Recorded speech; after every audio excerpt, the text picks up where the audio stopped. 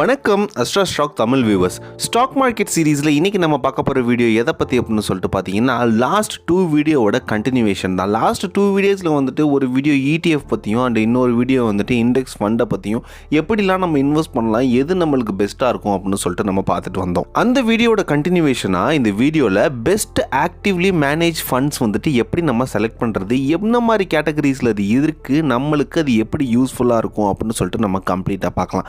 நீங்கள் ஸ்டாக் மார்க்கெட்டுக்கு பிகினர் இல்லை நியூ இன்வெஸ்டர்னா அந்த வீடியோ கம்ப்ளீட்டாக உங்களுக்காக தான். வீடியோ ஸ்கிப் பண்ணாமல் பாருங்கள். வீடியோக்குள்ளே போகிறதுக்கு முன்னாடி AstraStockTamil சேனலை சப்ஸ்கிரைப் பண்ணிக்கோங்க ஃபார் த டெய்லி அப்டேட்ஸ்.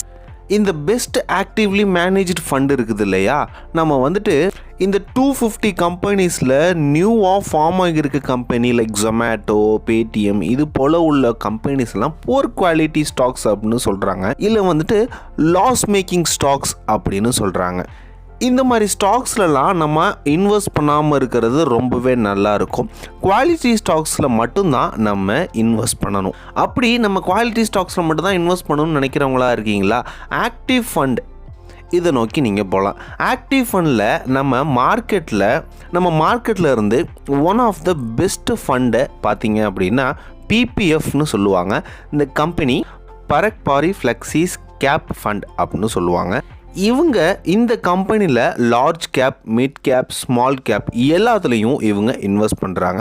பாண்டாக இருந்தாலும் சரி ஆர் வந்துட்டு கேஷாக இருந்தாலும் இவங்க வந்துட்டு வச்சுருக்காங்க.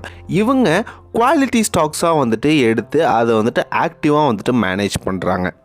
இந்த பர்டிகுலர் கம்பெனி, இந்த பர்டிகுலர் ஃபண்டில் தான் நீங்கள் இன்வெஸ்ட் பண்ணணுமா அப்படின்னு சொல்லி கேட்டிங்கன்னா கிடையவே கிடையாது. நீங்கள் உங்கள் ஓன் ரிசர்ச் பண்ணி நிறையாவே ஆக்டிவ்லி மேனேஜ்டு ஃபண்ட் இருக்குது, அதையும் நீங்கள் வந்துட்டு ப்ரிஃபர் பண்ணி அதில் இன்வெஸ்ட் பண்ணலாம். இதில் ஒன்று என்ன அப்படின்னு சொல்லிட்டு பார்த்தீங்கன்னா ஏயுஎம் வந்துட்டு அதிகமாக இருக்கிற கம்பெனியாக நம்ம செலக்ட் பண்ணணும். இந்த பிபிஎஃப்பில் பார்த்தீங்க அப்படின்னா ஏயுஎம் வந்துட்டு 28,248.50 crores வந்துட்டு இவங்க வந்துட்டு ரொம்பவே ஆக்டிவாக மேனேஜ் பண்ணிட்டு வராங்க. இது மார்க்கெட்டில் one of the best fund industry அப்படின்னு சொல்லலாம். இது யாரை கேட்டாலுமே, இண்டஸ்ட்ரியில் இருக்கவங்க யாரை கேட்டாலுமே இந்த கம்பெனி பற்றி நல்லாவே தெரியும்.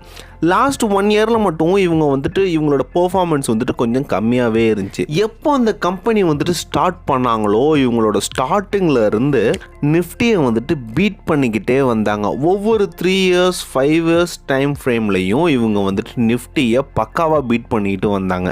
இப்போ நீங்கள் இண்டெக்ஸை தாண்டி குவாலிட்டி ஸ்டாக்ஸில் மட்டும்தான் இன்வெஸ்ட் பண்ணணும் அப்படின்னு நினைக்கிறீங்கன்னா இது மாதிரி ஆக்டிவ்லி மேனேஜ்டு ஃபண்ட்ஸை வந்துட்டு நீங்கள் வந்துட்டு அதை சூஸ் பண்ணி நீங்கள் இன்வெஸ்ட் பண்ணலாம்.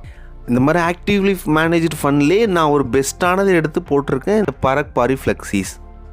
ஸோ நம்ம இந்த 3 levels ஆஃப் வீடியோஸ்லையும் நம்ம எதை பற்றி பார்த்துருக்கோம் அப்படின்னு சொல்லிட்டு பார்த்தீங்கன்னா ஃபஸ்ட்டு வந்துட்டு ETF, செகண்ட் வந்துட்டு index fund and third one என்ன அப்படின்னு சொல்லிட்டு பார்த்தீங்கன்னா ஆக்டிவ்லி மேனேஜ்டு ஃபண்டு. இப்போது இதில் அடுத்த லெவல் என்ன அப்படின்னு சொல்லிட்டு பார்த்தீங்கன்னா உங்களோட ஓன் அனலைஸில் நீங்களாகவே ரிசர்ச் பண்ணி இன்வெஸ்ட் பண்ணலாம் அப்படின்னு சொல்லியிருந்தேன். அதுதான் நெக்ஸ்ட் லெவல். ஆனால் இந்த மாதிரி ஆக்டிவ்லி மேனேஜ்டு ஃபண்டு உள்ள கம்பெனிஸ்லாம் என்ன பண்ணுறாங்கன்னா அவங்க அதுக்குன்னு ஒரு தனியாக ஒரு ரிசர்ச் டீம் போட்டு அவங்க வந்துட்டு எந்த ஃபண்டு, அதாவது எந்த ஸ்டாக் வந்துட்டு ரொம்ப ஆக்டிவாக இருக்குது, மார்க்கெட்டில் எதில் இன்வெஸ்ட் பண்ணால் நம்மளுக்கு வந்துட்டு பர்ஃபெக்டாக ஒரு ரிட்டர்ன்ஸ் கிடைக்கும், எது வந்துட்டு பெஸ்ட்டாக இருக்குது, நிஃப்டியில் வந்துட்டு டாப்பாக இருக்க கம்பெனிஸ் எது அப்படின்னு சொல்லிட்டு பெரிய ரிசர்ச்சே பண்ணி இவங்க வந்துட்டு நம்மளுக்கு செலக்டிவாக ஒரு ஃபண்டை வந்துட்டு கொடுத்துட்ருக்காங்க. இது போல் உள்ள கம்பெனி நம்ம செலக்ட் பண்ணுறதுக்கு நம்ம ஓன் ரிஸ்கில் நம்ம பண்ணோன்னா இது ரொம்ப பெரிய ப்ராசஸ், அதுக்கு ரொம்ப பெரிய ஸ்டடி வேணும். ஸோ இந்த பெரிய ப்ராசஸ் நீங்கள் பண்ணணும் அப்படின்னு வில்லிங்காக இருந்தால் கண்டிப்பாக பண்ணலாம். ஆனால் உங்களுடைய கேபிட்டல் அமௌண்ட்டுக்கு கொஞ்சம் ரிஸ்க் மேனேஜ்மெண்ட்டு அதிகமாக இருக்கும். ஸோ நீங்கள் இது மாதிரி ஆக்டிவ்லி மேனேஜ்டு ஃபண்டு சூஸ் பண்ணி அதில் வந்துட்டு ஏயுஎம் அதிகமாக இருக்கிற கம்பெனியாக நீங்கள் செலக்ட் பண்ணி நீங்கள் இன்வெஸ்ட் பண்ணுறீங்க அப்படின்னா நீங்கள் நல்லாவே ப்ராஃபிட் பார்க்கலாம்.